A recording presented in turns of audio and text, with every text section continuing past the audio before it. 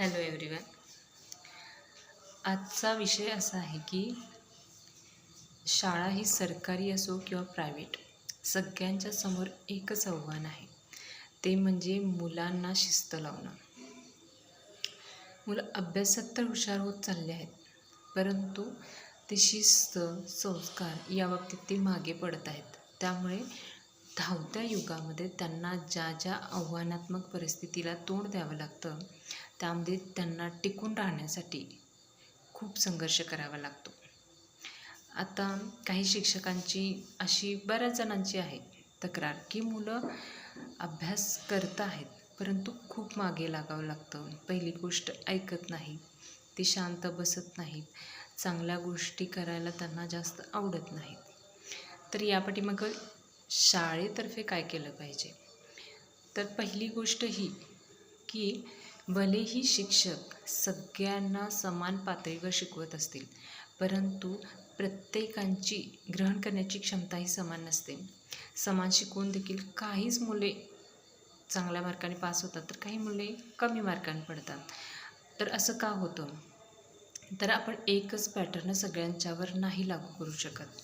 त्याच्यासाठी शिक्षकांना हंस बनावे लागेल. कारण का, जसं हंस पाणी आणि दूध या दोन्ही गोष्टी वेगवेगळ्या करतो, त्याप्रमाणे शिक्षकांना देखील मुलांच्यामध्ये कोणते गुण जास्त महत्त्वाचे आहेत, कोणते गुण जास्त त्यांना प्रेरित करतात, याकडे लक्ष दिलं पाहिजे. काही मुलं खेळात जास्त हुशार असतात, परंतु अभ्यासात कमी असतात. पण काही मुलं अभ्यासात हुशार असतात तर खेळात जास्त असतात. तर यांच्यासाठी दोघांनाही वेगवेगळे पॅटर्न त्यांना घेऊन गेलं पाहिजे.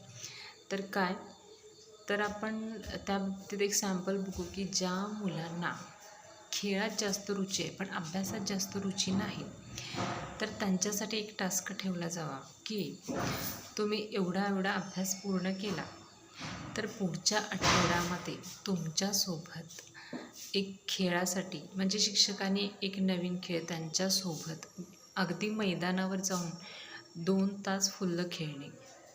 आणि मुलांना ती गोष्ट खूप आवडते. जर नवीन गोष्टी खेळायला आणि शिकायला मिळत असेल तर मुलं काहीही चॅलेंज स्वीकारायला तयार आहेत.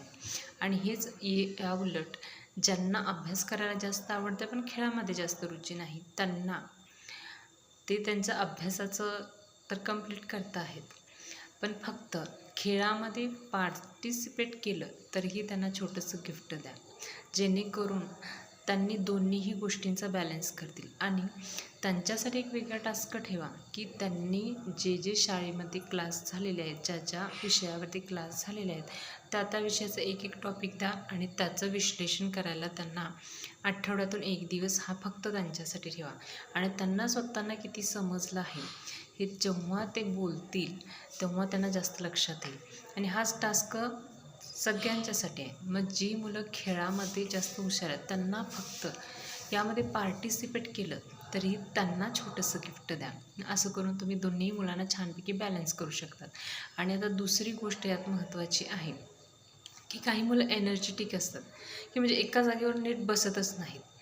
तुम्ही थोडा वेळ काहीतरी शिकवायला असाल तर तोपर्यंत उठणार, इकडे करणार, तोपर्यंत हसणार, काहीतरी करत राहणार. अशा मुलांना काय केलं, तुम्ही किती गप्प बस गप्प बस गप्प बस म्हणून सांगितलं तर ते गप्प बसत नाहीत.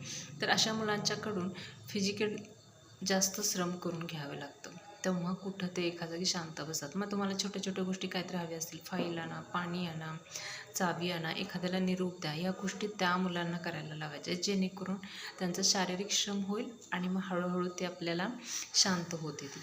आणि तिसरी गोष्ट ही आहे की फक्त मुलांच्याकडे लक्ष देऊन काही उपयोग नाही, तर त्याच्याबरोबर त्यांच्या पालकांना देखील गाईड करणं खूप गरजेचं आहे.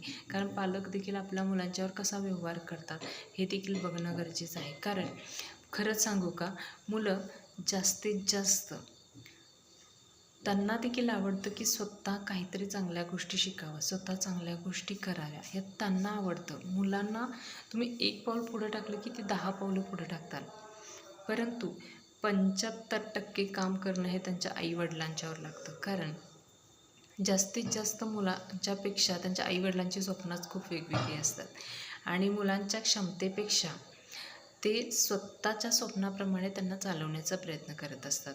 त्यामुळे पहिली गोष्ट आहे, मुलांच्यामध्ये हंस बनून जर तुम्हाला वैयक्तिकरित्या मुलांच्यामध्ये बदल हवा असेल तर हंस बनून त्यांना काय गुण आहेत हे घेरून त्या पद्धतीने टास्क देऊन त्यांच्याकडून सगळ्या गोष्टी पूर्ण करून घ्यायच्या. दुसरी गोष्ट आहे ती म्हणजे काय, तर पालकांच्यावरती जास्त लक्ष द्यायचं आहे.